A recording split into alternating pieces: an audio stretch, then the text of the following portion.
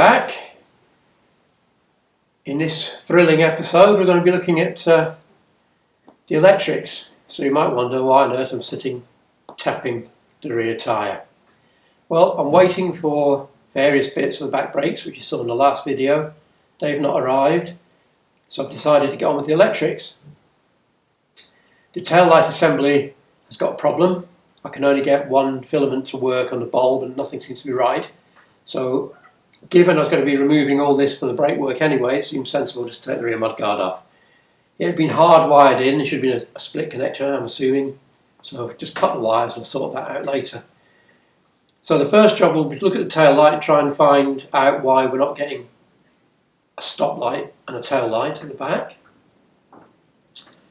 And then we'll move on to trying to sort out the headlight, which we've only got one filament working on that as well, which is a bit of a coincidence.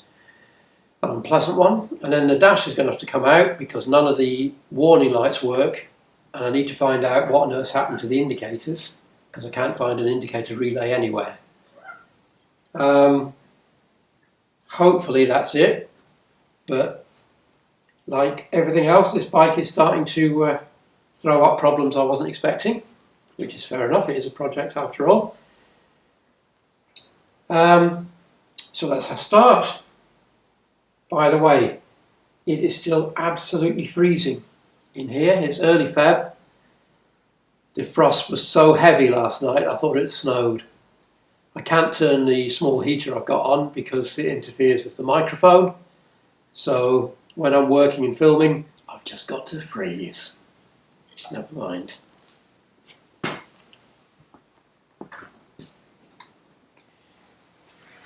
Right, mudguard on the bench. The tail light's held in by two nuts on studs. Although it looks pretty cruddy, they do appear to be coming undone, which is a major plus point. The wiring, which has been messed about with here, runs up the inside of the mudguard and trapped in a channel with fold-over tangs. So I'll just undo these and see what we can see. I've also discovered my bike was originally a sort of maroony metallic. But I'll talk more about mudguard in a minute because I've just made a fairly momentous decision, and I'll tell you about that in 1 second. We have a peculiarity. On the back there was the remains of a rubber seal which protected the back of the wiring connector, which as you can see is completely fossilised. It has your bog standard sprung plate with two contacts, individually sprung, and then offset pins like you'd expect. Nothing unusual about any of that. So I tried to put the bulb in and it won't turn. So pulling back on the springs, it's still not going. It's going to make me look a liar now. I had it in a second ago.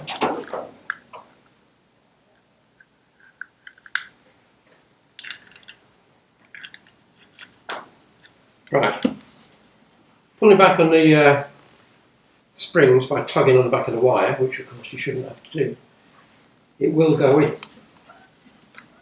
Everything's well lubricated and the springs are springy, so obviously things are just a bit tight for whatever reason. But, more bizarrely, that's a cheap bulb that I picked up in the back of a stoplight I had lying about. This is a much more expensive branded bulb.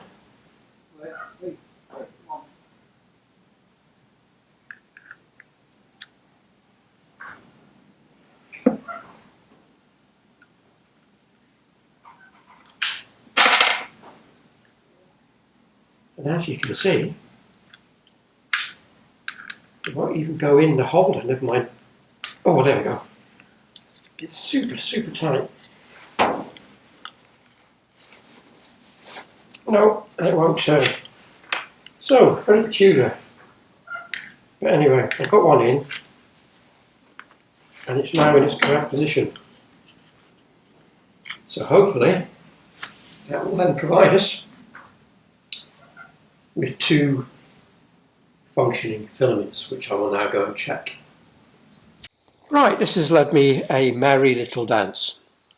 The only bulb I had which would fit in turned out to be defective, which is 10 minutes scratching my head as to why things weren't working until I checked it with a test lamp and one of the filaments wasn't working despite it being a brand new bulb.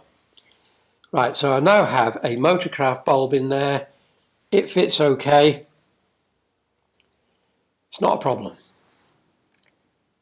The next issue then was the wiring at the back had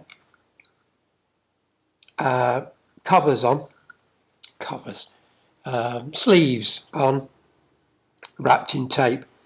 I pulled them out, and for some reason they have been spliced. I'm not sure why, but anyway, that doesn't matter for the minute. Getting rid of all that lot enabled me to get the wires out through the front of the, in fact I'll show you, through the front of the, what I'll say I'll show you, I've got to get the bulb out again. It shouldn't be this tight, but it is, there we go. Right, those wires were then able to be pushed out through there, like that. So I was able to clean them up more. See, it fits all right, it's coming back out, it's a problem. And then with everything cleaned and the wires straightened, there was a further junction here, which I also removed, which I think was probably the source of our problem. Because now it's like this, I've tested it directly to the battery. We have a working tail light and a working stop light. So we're getting somewhere. So now all I need to do is thoroughly clean these studs, which I thought were nuts and bolts, but they're not. They're actually a form of a speed clip, but with flats on, which is unusual, but anyway, they function well and made it easy to get off despite the fact these are a bit rusty.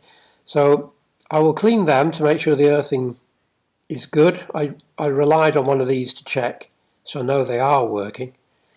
I will then rebind this and sleeve it so it'll fit back through the mudguard, and then I will completely rewire from front to rear, just to make a better job of it really. I'll have to get some long sleeving or heat shrink, and then at least I'll know everything's okay up to where it meets the frame. So an unexpectedly long job to sort out a fairly simple problem. So the next thing now is I will check the brake circuit works leading to this. I know the rear light works because it was working before I took it apart. But anyway, I'll check all that when I rewire it. I'll just check on the bike, see if I've got anything from the front switch, and we'll go on from there. Right, back on the bike. The first thing I'm going to do is bridge our brake light wires. I could just touch them together, but I'm going to be working further down the frame, so it's easier just to bridge them. Split pin will do because I'm not going to be drawing any major current. So let's head down to where the action is. These were the joined wires that supply the rear light. They've been soldered together. I just cut them when I took the mudguard off. The reason being, I will fit some sort of proper connector that can be taken off so the mudguard can be removed and refitted without having to cut wires.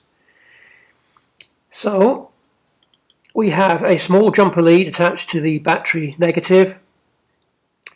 We then have that connected to a 2CV side light, bulb holder and bulb. Lovely brass one as well, lovely old brass one.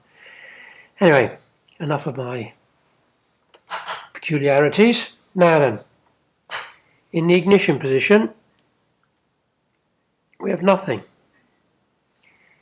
In the lights position, we have brake light, which is definitely the brake light, because if you pull the split pin out, it goes out, and we have feed to the rear light. which is all good and dandy.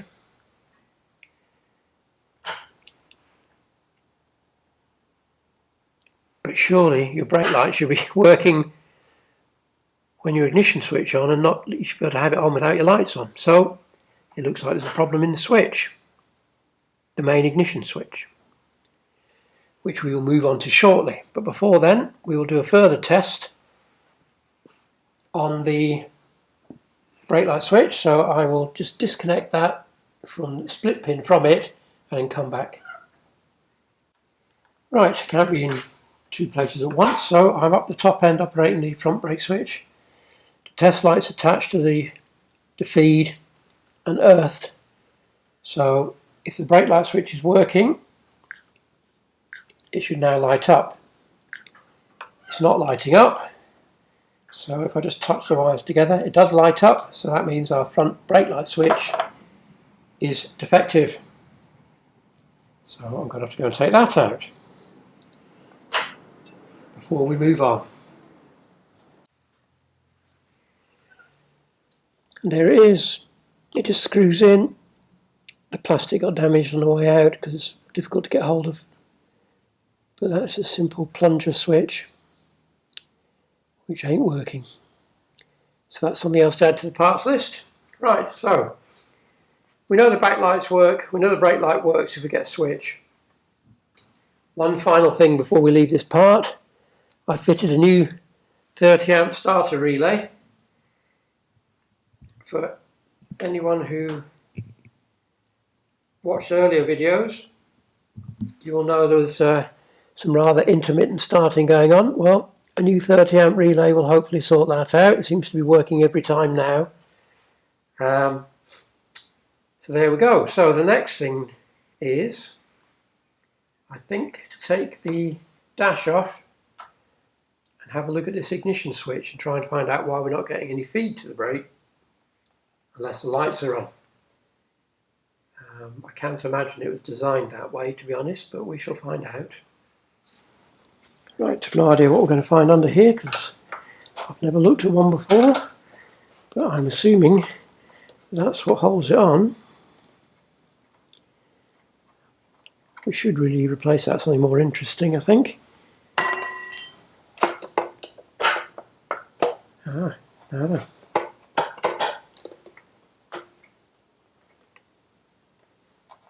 Now then. I'm going to have to find the manual, because I was expecting that just to pull off. But the bezel stops it. Right, back in a sec.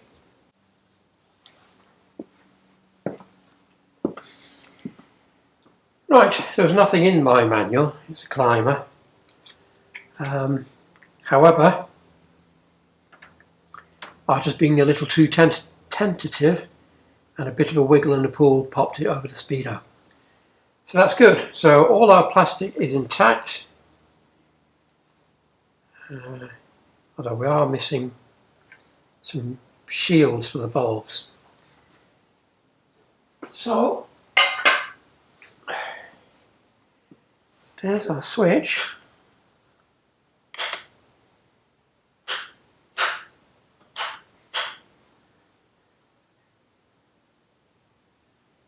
And there's our bulbs, none of which appear to be working. So let's just check. That's the oil, that's the neutral, that's the high beam, and those two must be indicators. That's fine. So the oil light's definitely not working. Let's hope it's just a bulb. And the neutral light's not working. Let's also hope it's just a bulb. That's really disgusting. That's really, really disgusting in there. Right, okay. Let's take these out. Ugh. Ugh. Right, I'm going to clean the bulbs, test them. Give these a wash out with something like WD to try and get something clean in there and see if any of them work. I'll bring you back. Good, right, I've cleaned out the 3 sockets,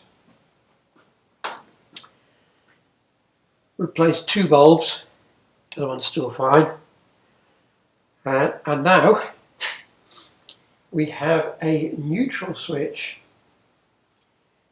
which is good. High beam probably won't work till the headlight's wired up, which it isn't at the minute. The indicators, we haven't got any at the minute at all of any description, so I'm not bothered about that. Which just leaves the oil pressure. We know this bulb is working.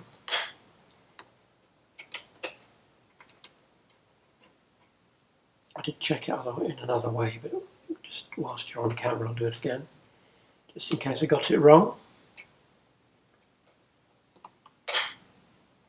There we go, it's still not working. So,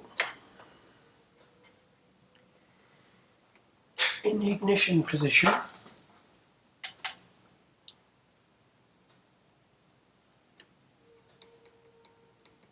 the supply to the bulb is dead as they do now. In fact, thinking about it, no.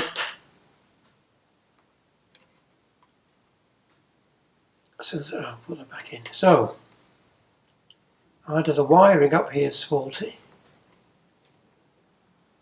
or the oil pressure switch is faulty, or both.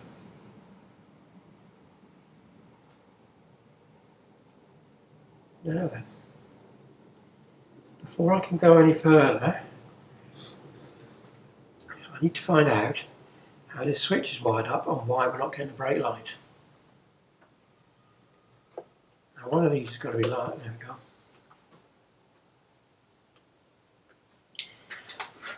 So on this bike, the brown its feed.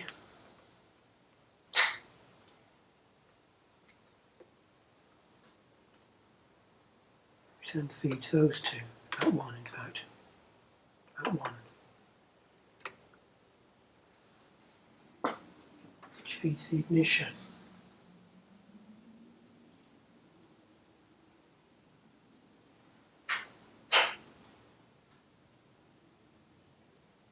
Now that's peculiar. So we have ignition and we get a neutral switch. With the lights on, we have an oil pressure switch. Something's wired up wrong in this switch, isn't it? Because that cannot be right. That cannot be right. You must have an oil pressure switch as soon as your ignition's on. So, brown, what's that? See, red, you'd assume. Yeah, you'd have to assume that was your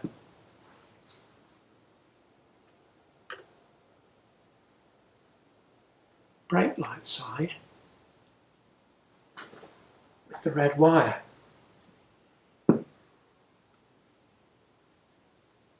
So why isn't the red wire over there? And the same with your oil pressure switch. And then that's live with nothing on it. Okay, I need to find a switch diagram and hope that all these wires are still the original ones. Because I'm going to have to be doing a lot of work with the ignition on, I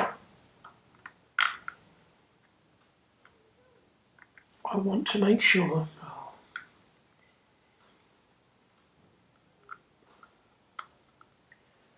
that I don't burn the coil out, because with points-based vehicles,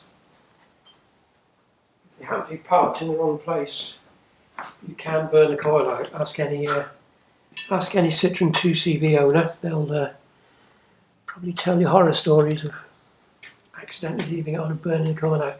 So one of these connections on the coil has got to be live.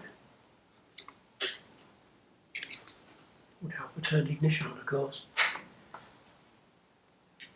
It ain't that one, and it is that one.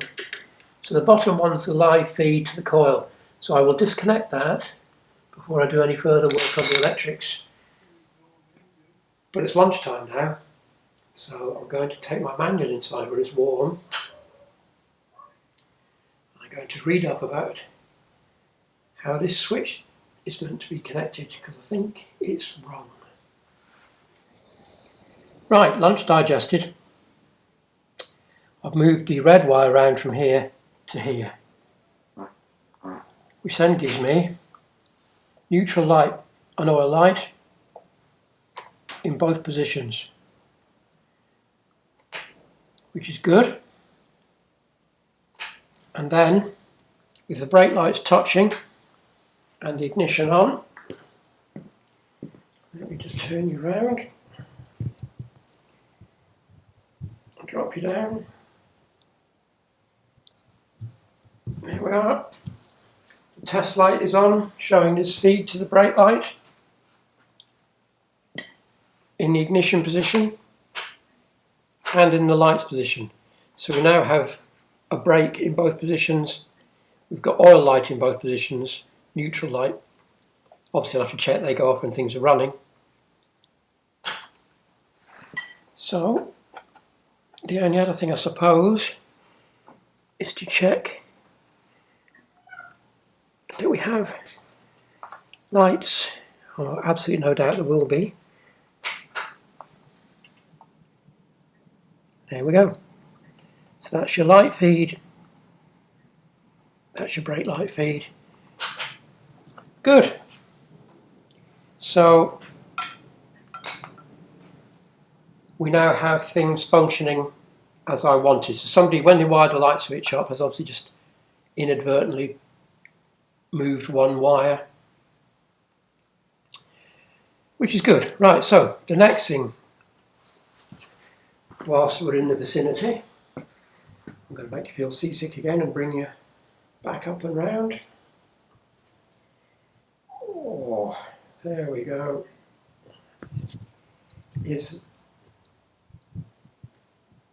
Right, that should be you solid. Here's our Speedo. Works, the needle works, it goes round. But as you can see, the face has become detached for some reason and spun round inside. Vibration, I suppose, I don't honestly know. So the next job is to undo the nuts that hold the Speedo, undo the Speedo cable, and we'll get this on the bench and have a look. So I'll just undo them. There's a nut there, and then the Speedo cable's on a knurled thread. So I'll do that and put this on the bench and see what we're going to do about this. Right, Speedo's off. It's missing its bulb holder. There's a wire just taped up in the dash, which presumably held that. Now, I may have somewhere a push-in rubber bulb holder from an old British bike. I don't know if that will fit, but I shall have a look. I'm going to have to rig up something because I don't like my Speedo's not working. The light's not working, I should say. It's not an original Harley. It's a repro, 1:1 ratio because it's transmission driven. Somebody's cut through the mount, presumably because it didn't line up properly. Unsurprising, as lots of these repo things are quite poor. And then finally, let me just wiggle you about. The bezel, it would help if I didn't bang into everything as well. The bezel is just rolled over to hold it in place. And I don't know if you can see that. I'm not sure if you can actually. It's difficult to see. But somebody's been in before. So either this has happened before or something else has gone wrong, but somebody's been in there. So we need to get a wide screwdriver, a wide-ish screwdriver, and gently work our way around. So I'm just going to turn you off while I find my wide-ish screwdriver. Now, I've done this a few times on various vehicles, and the problem is, and particularly with cheap ones, it's very, very, very easy to distort this. That's how I knew this had been off before, because of the distortion. Whoever's done it before has not done a bad job. It is, I know from experience how hard this is. But you've got no choice but get this lip turned up. And you've got to do it very, very slowly, because if you try and do it quick, you just end up twisting the edge of it, which also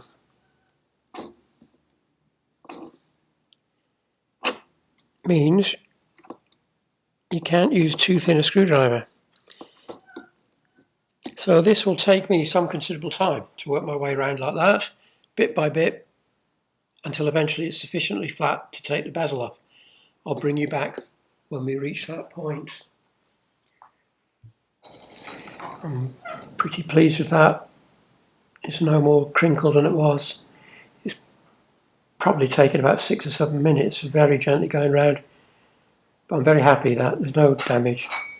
Now, in theory then, this should split. There we go. In theory. Now then. Now all I've got to do is work out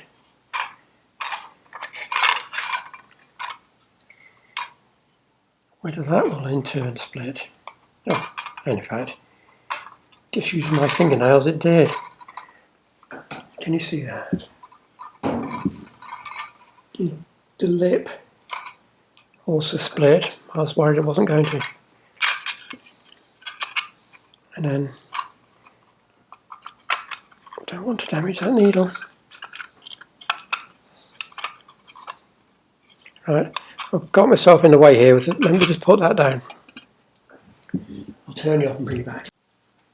Right, sorry about that. Sometimes you end up in a position where you get between the job you want to do and the camera. Now then, will I be able to get that out without taking the needle off?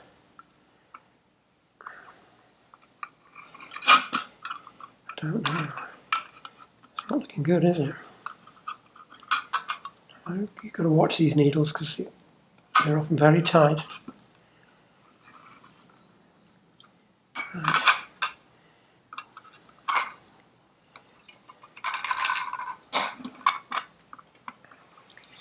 I think we need to get that under there, like that, and then out. There we go. Right. The very dirty insides of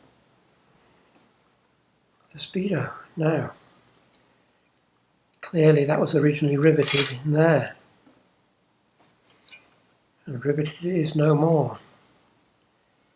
So how am I going to stick it back down? I don't know. The first job is to get that clean.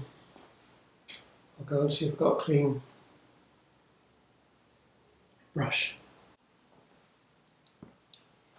Right, let's try and get rid of some of this muck.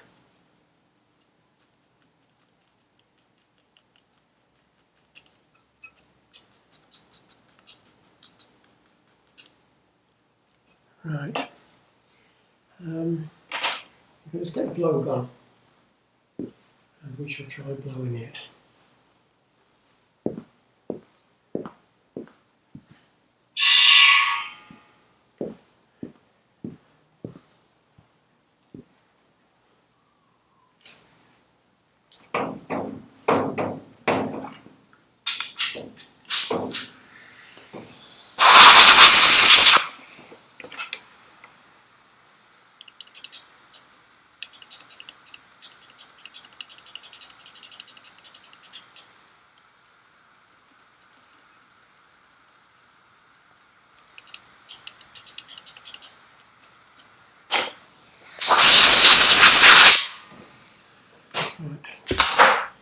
A small amount of colour to clean up.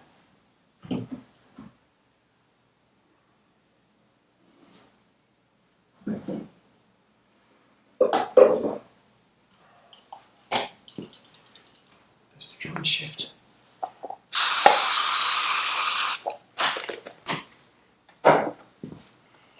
Allows to it.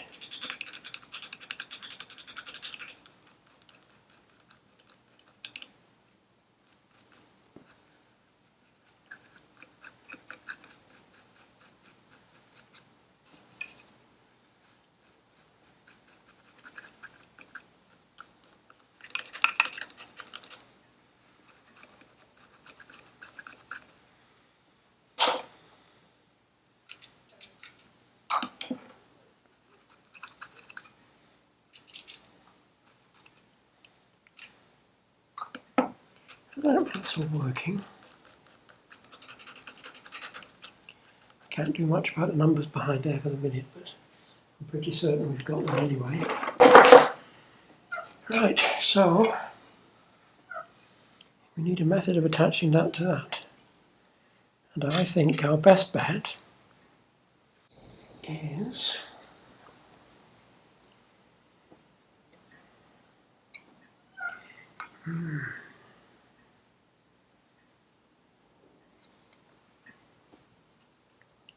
see, the only place it really touches is immediately next to the rivets. So I think we'll let the carb cleaner flash off, and then we'll put two small blobs of epoxy just there, and then slide it back in and stick it down.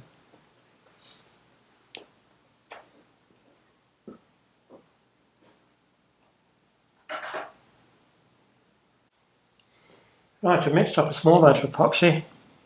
It's a very small amount because I don't want it going anywhere untoward. So we need to, it goes off very quickly, so we need to slide this into position fairly promptly.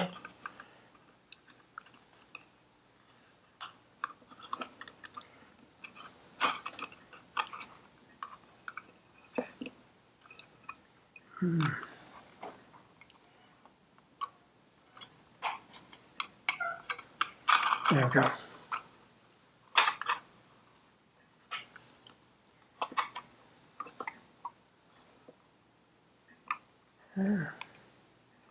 Now then.